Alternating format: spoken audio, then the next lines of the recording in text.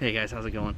I had a great weekend. Had a really fun weekend, and I decided that I'm gonna come up the Gravois and try and find some really dirty water. It's not as dirty as I was hoping, but there is some stain to it, so I'm gonna try and repeat the same thing I was doing in the upriver, which was spinnerbait and chatterbait and stuff like that. So that's what I'm gonna do. See if I can get a good little pattern going and try and catch some fish doing that. And I'll go over some of the baits that I'll be throwing today, which were some of the ones I threw in the tournament on Saturday and Sunday. So enjoy and stay tuned.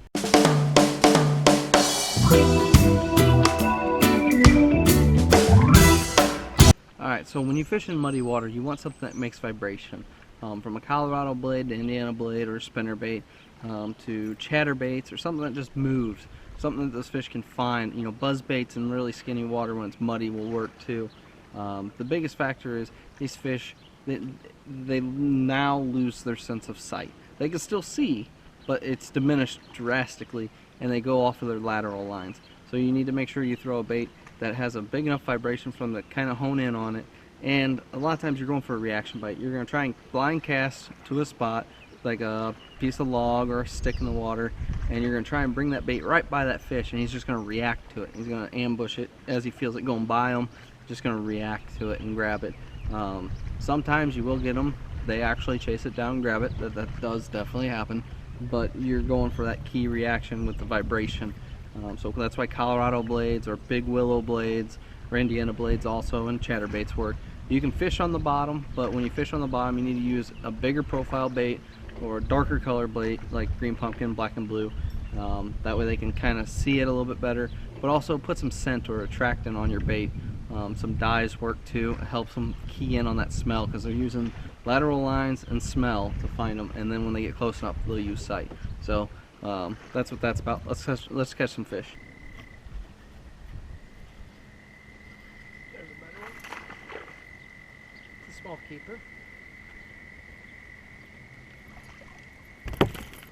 So small, pre-spawn female, big old gut full. Yeah, she's heading to the back to spawn. And that fish came on a War Eagle twin Indiana blade spinnerbait. And I was throwing that chatterbait around a little bit, didn't get bit, so I fished that same cove right back out and got 2 bites on the spinnerbait. So they're wanting that little extra vibration that this was creating.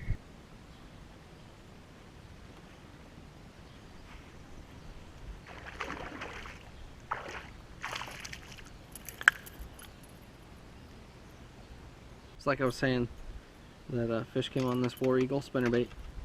I really like War Eagle. They're a little bit more pricey, I believe, but something about them, they just seem to have better action or something. You just catch more fish with them. They do break a lot more though. You can fish maybe one tournament, and then you better retire it, or it'll break on you, and that's never fun. So that's what Saturday was all about, and Sunday throwing the spinnerbait. Dan was catching them on chatterbait, but I was catching them on spinnerbait, and I was throwing this for a while, got our limit, and as soon as we had our limit on Sunday, I upsized. What I mean by upsize is I went to a booyah with a big old Colorado blade, and I did that because I was looking for one big bite to call out our little bitty fish, and it just happened to be like 2 casts later I caught the big one. So upsizing your bait usually upsizes your fish. Sometimes you'll catch little ones on it, but for the time being I'm gonna keep catching fish. So I'm gonna throw this little guy, and if I start getting to a spot where I know I can really catch them, I'm gonna change over that chatterbait, catch a few on that, and then if I'm really catching them, I might pull out a square bill, see if I can't catch a couple on a square bill.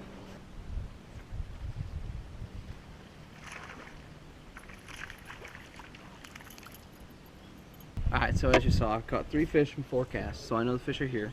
I'm not a very confident square bill fisherman, so I know the fish are here, so I'm going to throw a square bill. It's a really bright color, muddy water, bright colors, lots of vibration. It's got good solid rattles in it.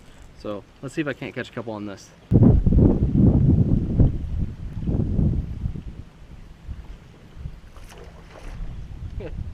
I made 2 casts and had a little fish hooked up.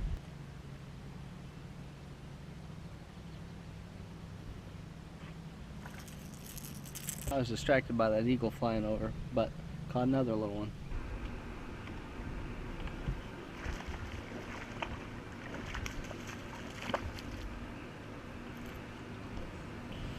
There's a little guy on the chatterbait.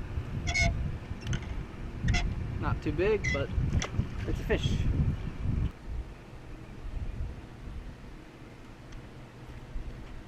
There's a toad, guys.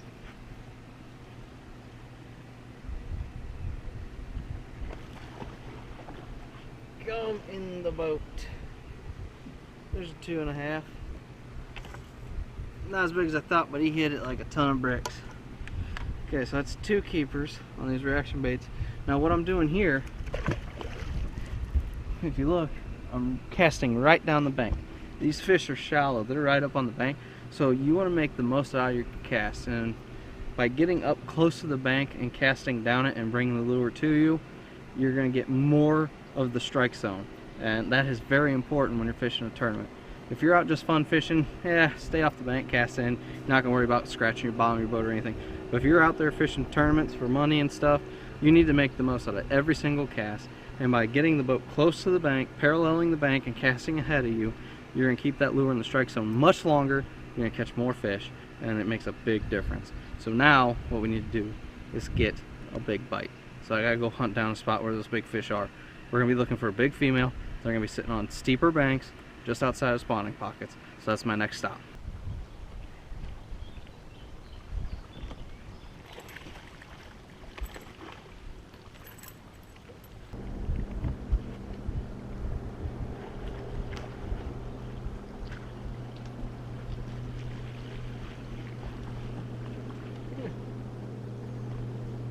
This guy must have been hungry.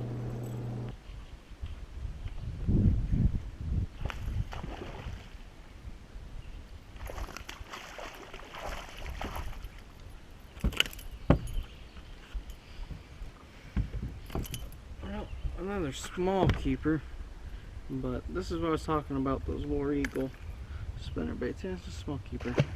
They bend out a lot. So after a day, you want to replace it. If you hadn't replaced it after fishing it a whole day, replace it. Because trust me, you catch one big one, you lose it because you reel in just the blades, you'll be sick to your stomach. It's happened to me, so don't let it happen to you.